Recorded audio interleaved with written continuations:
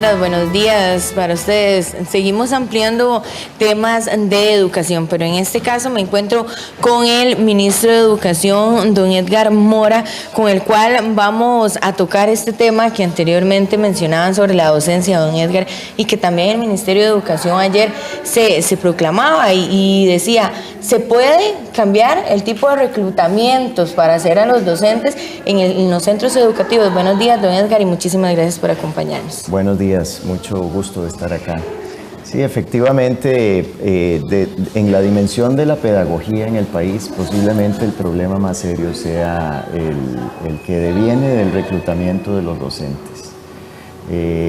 La calidad docente quedó un poco relegada porque los propósitos del siglo pasado fueron la cobertura y la universalización.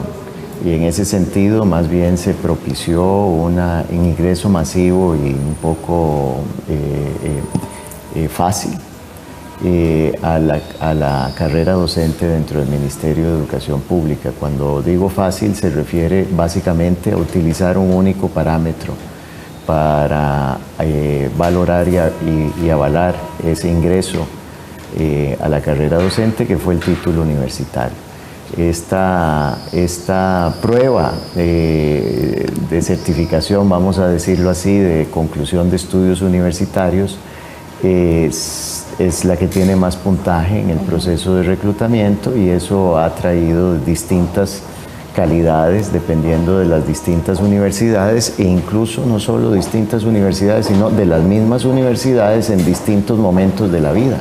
Claro, porque ahora escuchaba en la entrevista que hacía mi compañera Wanda Araya que de 600 universidades o de 600 carreras de educación, sí, solo 29 están acreditadas por el SINAES. Sí. Entonces, ¿cómo modificar y tratar de llevar esa buena educación desde las universidades? Bueno, esto es la acreditación, pero también es importante ver el dato de que prácticamente ninguna de esas carreras, de esas 600 carreras universitarias en distintas universidades, propone un examen de admisión previo, que podría ser un filtro como el que se utiliza también para hacer ingresar a la universidad personas que tienen responsabilidades sociales serias, como los médicos, por ejemplo. Claro. Entonces, aquí hay un tema de prestigio de por medio. Si el gremio magisterial quiere recuperar y debe recuperar su prestigio, también tiene el propio gremio que exigir a las universidades un mejor trabajo, porque a fin de cuentas las universidades son un mecanismo de ingreso a la docencia, no hay duda, pero deben de hacerlo mejor de lo que lo están haciendo. Don Edgar, se mencionaba también que una problemática, y lo entrecomillo, es el examen de bachillerato, pero el Estado de la Nación en su informe decía que no es el examen de bachillerato el problema. El problema es los docentes que no vienen la misma o la infraestructura. Eso pasa cuando estamos en un puertazo. O la infraestructura que llevan todos los estudiantes, los que dan los resultados, sino ese docente que tal vez no tenía la misma capacidad de un docente que sí está en el área metropolitana. ¿Cómo manejar para que la docencia, la infraestructura se amolden y ya el examen de bachillerato se pueda hablar de unificación? Porque en este momento es unificado, pero es muy distinta la realidad en todos los centros. Bueno, ese es otro tema, pero para desagregarlo y poderlo analizar, habría que empezar diciendo que es cierto que el único momento en el que todos los estudiantes son iguales en el sistema educativo es el último día, es decir, el día que hacen ese examen. Pero los miles de días anteriores a ese examen, las circunstancias de ellos en el sistema son muy distintas entre uno y otro. Efectivamente, hemos creado un sistema educativo con fondos públicos que es muy desigual y que ha propiciado inequidad. Lo que quiero decir con esto es que la distancia de calidad entre el mejor colegio privado y el mejor colegio público es menor que la distancia de calidad entre el mejor colegio público y el peor colegio público. Entonces, ¿qué significa esto? Bueno, un contrasentido respecto a la razón por la que invertimos tanto dinero en el sistema educativo costarricense, y todos estamos conformes con la idea de que la educación es el único movilizador social que tenemos. Sin embargo, tenemos que tomar nota de las desigualdades que está produciendo el propio sistema. Bajo ese criterio, efectivamente hay muchos factores que habría que haber alineado antes de pretender que los estudiantes por sí solos se alineen todos a través de un examen estandarizado. ¿Cuáles son esos factores? Bueno, precisamente hay un factor de calidad docente. Cuando uno ve la información disponible en el MEP, que no es mucha, se da cuenta que se da un alineamiento natural, es decir, cuando mejora la infraestructura en un centro educativo, sobre todo el gran área metropolitana, se le van agregando las condiciones buenas del sistema, buenos maestros, buenos estudiantes, y todo lo demás que no es tan bueno se va quedando en las periferias, mala infraestructura, maestros que no son los mejores. Entonces se va generando una concentración de lo bueno en pocos puntos, con el gran defecto además de que esos centros no sienten ninguna obligación de colaboración y cooperación con los otros que tienen alrededor y que podrían no estar tan bien como ellos están. Eso es la historia de cómo se va desarticulando el sistema para ir produciendo inequidades con los recursos públicos, lo cual desde mi perspectiva de ciudadano, que no la puedo abandonar ni quiero, es decir, observar el sistema con la criticidad de un ciudadano, me ha causado una gran consternación.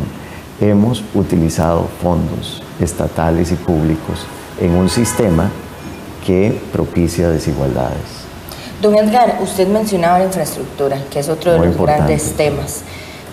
Durante las últimas semanas se ha hablado de cambios dentro de esta área del Ministerio de Educación Pública. ¿Cómo trabajar dentro de esta área para ir unificando? Es muy importante que cuando uno presenta estos temas, incluso en entrevistas como esta, tendemos a separar cada cosa de la otra. Y en el día a día de la experiencia de un niño, todas están mezcladas.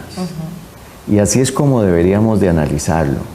Uno no puede hablar de la calidad docente sin hablar de la infraestructura, sin hablar de las desigualdades que el niño ya trae desde su entorno familiar y comunal, y de cómo todo el sistema confabula para que eso no se supere, o para que se supere. Pero lo importante es tratar de amalgamarlo todo, verlo primero amalgamado y después desagregarlo para poder analizar cada cosa. Pero es importante vincular, y me gusta mucho que esta entrevista haya empezado con otro tema distinto al que me convocaron, porque sí venía preparado para hablar de infraestructura, empezamos a hablar de calidad docente y no tengo ningún problema con eso porque las dos cosas se mezclan en la experiencia del niño. Yo quiero comentarles esto, no sé si los que nos están viendo recuerdan, o si vos recordás que el primer día de mi trabajo lo hice en una escuela de Punta Arenas, el 9 de mayo, en esa escuela Juanito Mora. A mí me impresiona mucho, y todavía lo recuerdo con mucha emoción, el hecho de que al estar yo en un aula de esa escuela y teniendo a un niño que me estaba hablando a 2 metros míos, como decir la cámara, yo no sabía si el que me estaba hablando, la voz que entraba por mis oídos, era la de él o la de un niño en el aula contigua. Y eso significa no solo ese niño hablando, sino 20 niños más en esta aula y 20 niños más en esta otra. Y en medio, 2 maestras dándose la espalda sin saberlo, porque tienen una pared de por medio que no filtra el ruido, que no lo contiene, y los ruidos de las 2 aulas colándose en todo ese ambiente. Yo salí consternado, pero además aturdido. Y me preguntaba, bueno, ¿cómo hacen los 2 actores principales del sistema educativo para convivir acá y hacerlo de acuerdo a las expectativas que todos tenemos para esos dos actores, que son el estudiante y la maestra. Y comprendí cómo todo está amalgamado. La infraestructura educativa tiene que ver con la calidad docente y la infraestructura educativa tiene que ver con la calidad de estudiante que van a ser esos niños y viceversa. Todo está mezclado. Es importante que trabajemos en distintas aristas llegando al mismo propósito. ¿Cuál es el inductor de demanda principal acá? Puede ser la infraestructura. Claro. Porque una buena infraestructura moviliza a un conjunto de familias hacia ese punto, al que tiene mejor infraestructura. Todos, cuando vemos una escuela nueva, queremos que los niños estén en esa escuela. Cuando vemos una escuela renovada o cuando vemos una escuela bien atendida, eso se convierte en un inductor de demanda. Tenemos que propiciar una cultura que no ha existido en el Ministerio de Educación Pública, que es el cuidado de las cosas. No existe en el Ministerio, a pesar de tener más de 4.600 unidades físicas, una política de mantenimiento preventivo. Por supuesto, eso significa que si uno tiene en una escuela 200 chicos, esa escuelita se deshace todos los años. Claro. Igual que se deshace la casa de uno, si uno no le da mantenimiento. Pero entonces la política ha sido, de algún modo, esperar que se deshaga para plantear un nuevo proyecto. Pero el mantenimiento preventivo, la humanidad lo inventó hace muchos años, hace muchos siglos, para darle sostenibilidad a las edificaciones, y aquí no ha sido aplicado. Entonces se han ido acumulando defectos que se manifiestan después de manera jurídica, a través de órdenes sanitarias o de recursos de amparo que se cuentan por centenas. Y esto refleja una crisis severa de la infraestructura escolar que requiere de una atención especial. Y además, en un ambiente de desesperación, porque todas las familias que tienen vinculado a un niño en esas escuelas sufren de angustia por saber que la escuela no ofrece las mejores condiciones, es decir, las condiciones que nos hemos acostumbrado los costarricenses a tener en nuestra casa, en nuestras instalaciones públicas, etc. ¿Cómo empezar, don Edgar Mora, ministro de Educación, por este tratamiento preventivo? O, no sé, ver primero los registros sanitarios o trabajar primero con las que están más deterioradas. ¿Cómo empezar? ¿Cuál sería ese punto por el que va a empezar don Edgar Mora?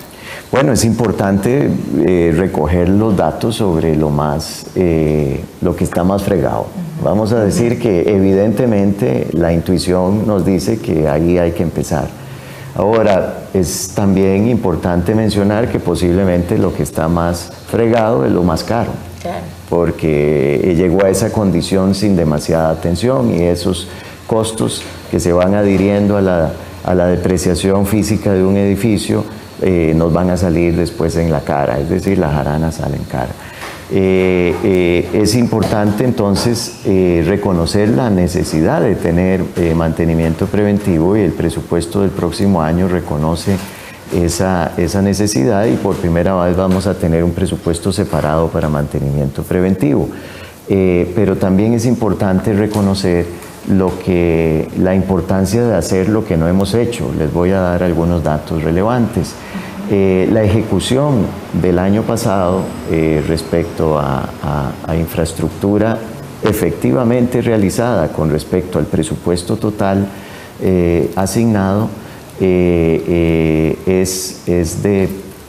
creo que es como del 30%, frente al 70%. La ejecución de este año, en términos de edificios terminados con respecto a lo presupuestado, ya estamos en agosto, septiembre casi, es de solo el 22 o 23%. Hay 150.000 millones de colones, más o menos aproximados, detenidos en la Caja Única del Estado, asignados a distintas juntas de educación o administración. Algunas de esos montos están ahí desde el 2006.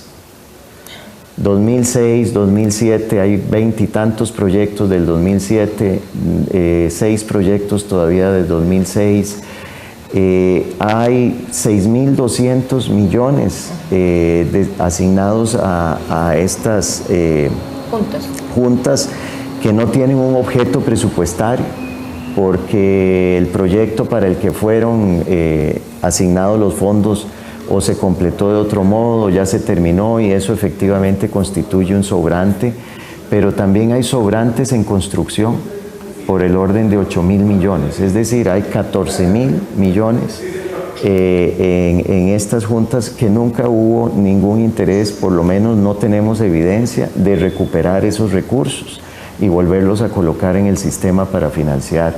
Esos son 14.000 millones, es equivalente a 1.000 aulas. De las 600.000 escuelas. Ah, bueno, no, son 600.000 escuelas. O sea, de 1.000 aulas típicas o prototípicas del MEP, eso es lo que podríamos financiar con esos 14.000 millones, solo esos 14.000 millones que están ahí.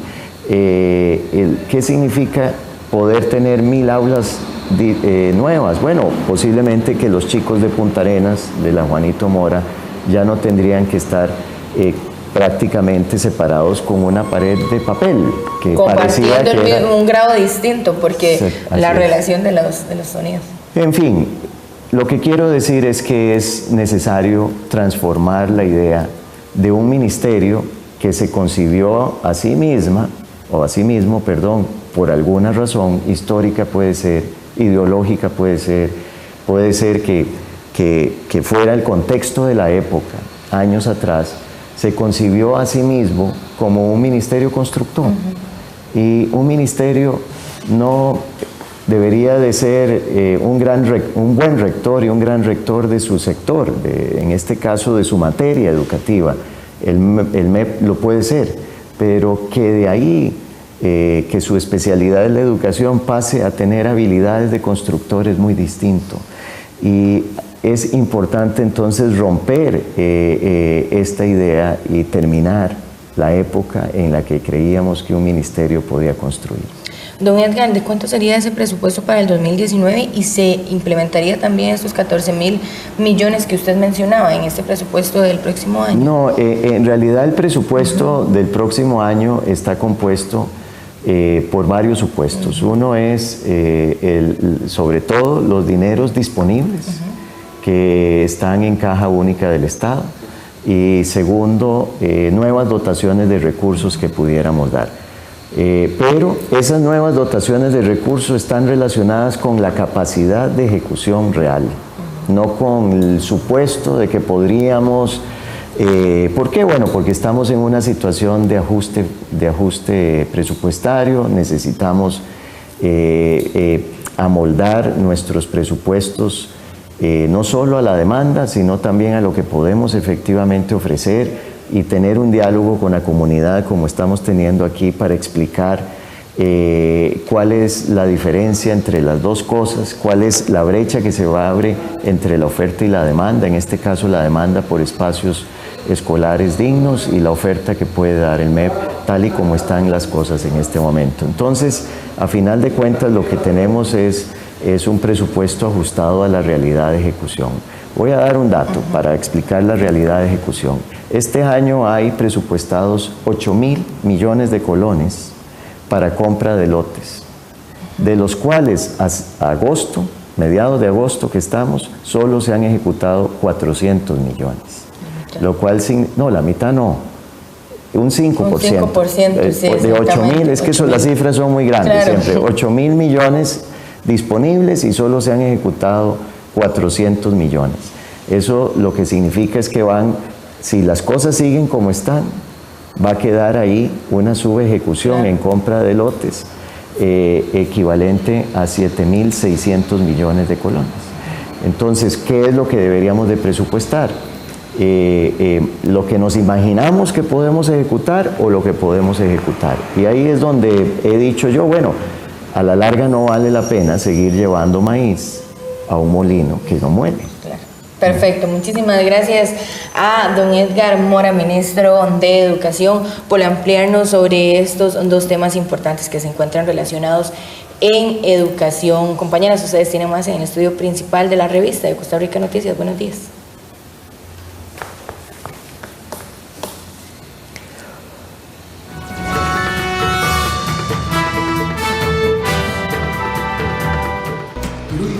Bien, muchas gracias a Caterina por esta información. Continuamos con más aquí en el estudio. Así es, Jennifer, y ya está con nosotros Eric